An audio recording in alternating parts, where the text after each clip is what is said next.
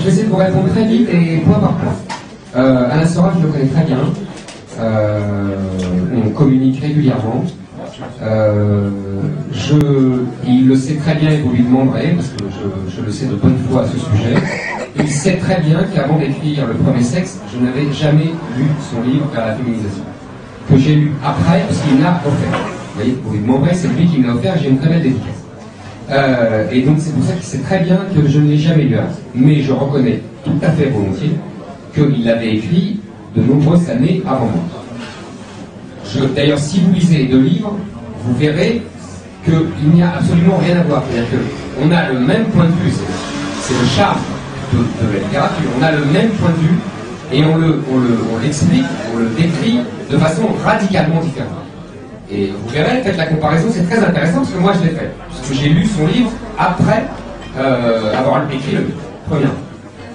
Deuxièmement, il était invité par les médias, ça ne veut pas dire qu'il n'était pas critiqué sur ce thème-là.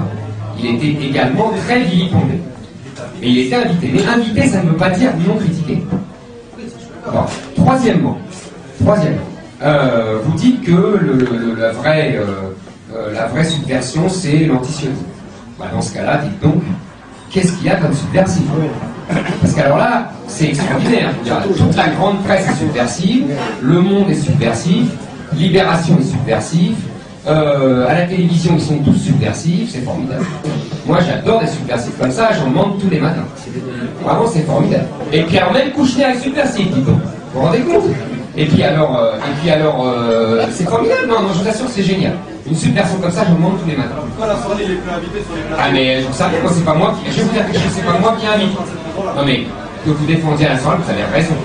C'est un type intelligent, et donc vous avez raison de le défendre. Mais ce n'est pas moi qui invite, vous aurez remarqué. Lui, il n'a pas le droit à... Ah mais demandez, mais c'est pas moi, c'est pas moi. Donc je vous réponds sur tout ça. Donc ne croyez pas à ce qu'on dit, ne croyez pas que vous avez l'impression qu'il y est.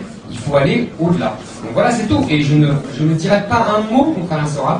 Je vous dis que je connais très bien et avec qui j'ai des relations régulières. Voilà.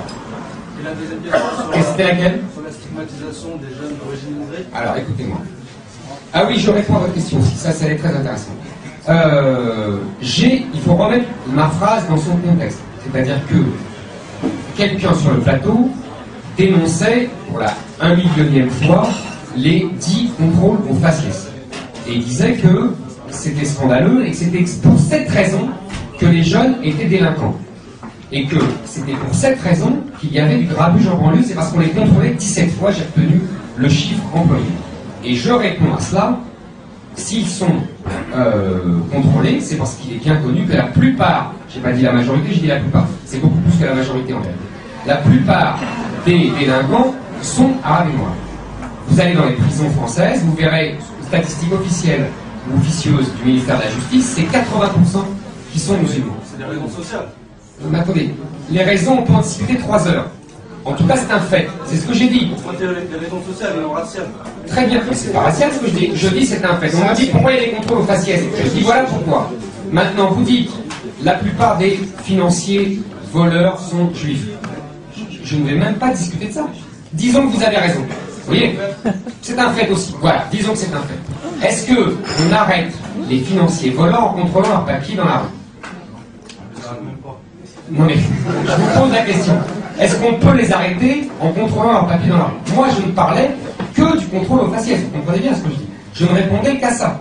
Les trafiquants de drogue, on les arrête, oui, en les vérifiant, en les surveillant, etc.